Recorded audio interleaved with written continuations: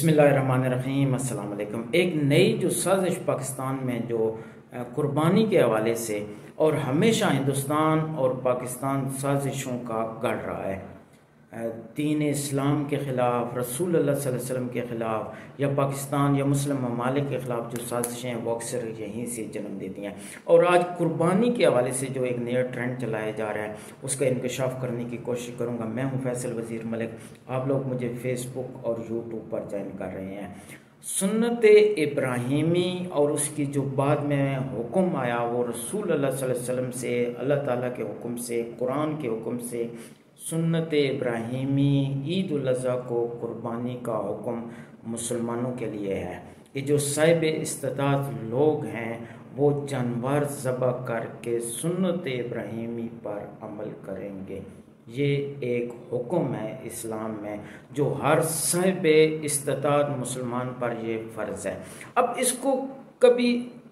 چند سال پہلے اس کو یہ ناکام بنانے کی کوشش کی گئی ہے کہ یہ گلیوں میں خون بہایا جاتا ہے، جانور ذبح کیے جاتے ہیں، معاشرے میں خوفناک ایک ماحول کریٹ ہوتا ہے، چھریاں چاقو اس طرح کے جو کریٹ کیا گیا۔ لیکن یہ انشاءاللہ جو سنت ابراہیم جو قربانی ہے وہ انشاءاللہ تک قیامت رہے گی۔ ابھی جو ایک بیماری آئی ہوئی ہے پاکستان میں، اس کی تصاویر بیماری کی جانور کی وہ بار بار سوشل میڈیا پر جو ہیں وہ وائرل کیے جا رہے ہیں، سوشل میڈیا پر اپلوڈ کیے جا رہے ہیں تاکہ معاشرے میں ایک ہیبت ہو، ایک خوف پیدا ہو، جانوروں کا خوف پیدا ہو، تاکہ لوگوں کو پتہ چلے کہ یار یہ جو گوشت ہے یہ ہمارے بچوں کے لیے، ہمارے گھر والوں کے لیے یا ہمارے لیے مفید نہیں ہے، یہ بیماریاں ہیں۔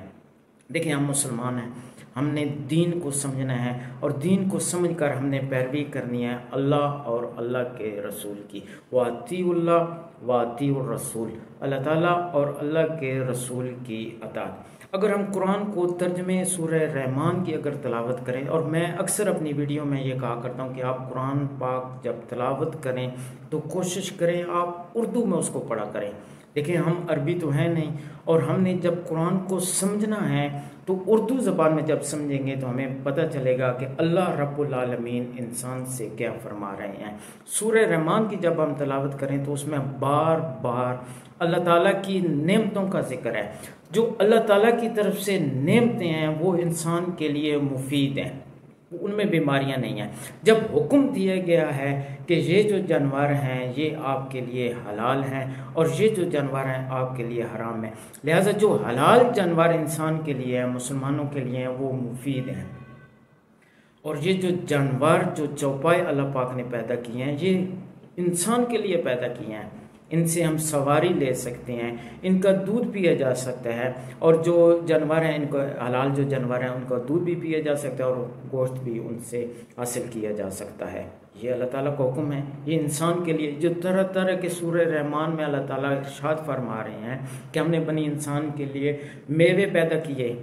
پھل اور جو فروٹ ہیں وہ ہم نے، یعنی اللہ تعالیٰ کی کس نعمت کا آپ شکر ادا کریں گے۔ تو یہ جتنی نعمتیں ہیں، یہ جو جانوروں کا گوشت ہے اور جو قربانی کا گوشت ہے عید الاضحیٰ کا، یہ تو بالکل اس انسان کے لیے اس میں شفا بھی ہے، اور انشاءاللہ یہ جو قربانی عطا قیامت تک، لہٰذا یہ جو بیماری ہوئی ہے اس میں کوئی شک نہیں کہ آپ جب جانور خریدیں تو کوشش کریں کہ صحت مند جانور ہو، لاغر نہ ہو، بیمار نہ ہو۔ لیکن یہ ایک جو ٹرینڈ چلا جا رہا ہے کہ ٹوٹل جانور بیمار ہیں یا ان میں بیماریاں ہیں، تو یہ ایک سازش ہے، اس سازش کا ہم نے حصہ نہیں بننا۔ یہ آپ کو یاد ہوگا کہ کچھ عرصہ پہلے ایک وہ کمپین چلائی گئی تھی کہ جی لاہور میں کھوتے کا گوشت، ہو سکتا ہے کوئی آد واقعہ ہوا بھی ہو، لیکن ایک مکمل ماحول کریٹ کیا گیا تھا ایک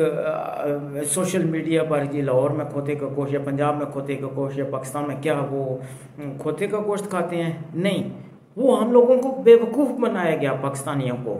جو اصل جو پولٹری کا جو ٹرینڈ تھا، جو پولٹری کے انویسٹر حضرات تھے اور جو پولٹری کے بزنس مین اس بزنس کو کریٹ کرنے کے لیے، اوپر لے کر جانے کے لیے یہ ایک کھیل کھیلا گیا پاکستان میں کہ یہ جی کھوتے کا گوشت، تاکہ لوگ اس سے دور ہوں اور پولٹری فروخت ہو۔ یہ مارکیٹنگ ہے، ایکچولی یہ مارکیٹنگ ہے، مارکیٹنگ ٹرینڈ دینے کے لیے، یا جو اور یہی دیکھ لیں ابھی ہمارے معاشرے میں جو پولٹری ہے، وہ چکن جو مرغی ہے وہ چھائی ہوئی ہے۔ حالانکہ دیکھا جائے تو وہ 40 دن اس کی ٹوٹل ایج ہے، 40 دن کی جو مرغی ہے وہ ٹوٹل بیماری ہے۔ لیکن ہمارے بچے، ہماری عورتیں، ہمارے معاشرے میں وہ آپ جدھر جائیں وہی چکن اور جو گوشت جو اللہ پاک کی نعمت ہے، جو مفید ہے، جو طاقتور ہے، اس کو ہم نے اس کو کہ نہیں جی یہ بدبودار ہے، یہ بیماریوں والا ہے، یا اس کے نقصان ہے۔ حالانکہ وہی نعمتیں ہیں ہماری، اللہ تعالیٰ کی طرف سے جو نعمتیں ہیں وہ یہ گوشت ہے، دودھ ہے، ہم شکار کر سکتے ہیں، ان جانوروں کو ہم جو ہے رکھ سکتے ہیں، یہ پالتو جانور ہیں، سواری کے لیے استعمال کیے جا سکتے ہیں۔ یہ تمام کی تمام نعمتیں، فروٹ اور جتنی ہیں، یہ اللہ تعالیٰ نے انسان کے لیے پیدا کی ہیں۔ اور آخر میں میری دعا ہے کہ اللہ تعالیٰ سنت ابراہیمی پر عمل کرنے کی توفیق عطا فرمائے، آمین۔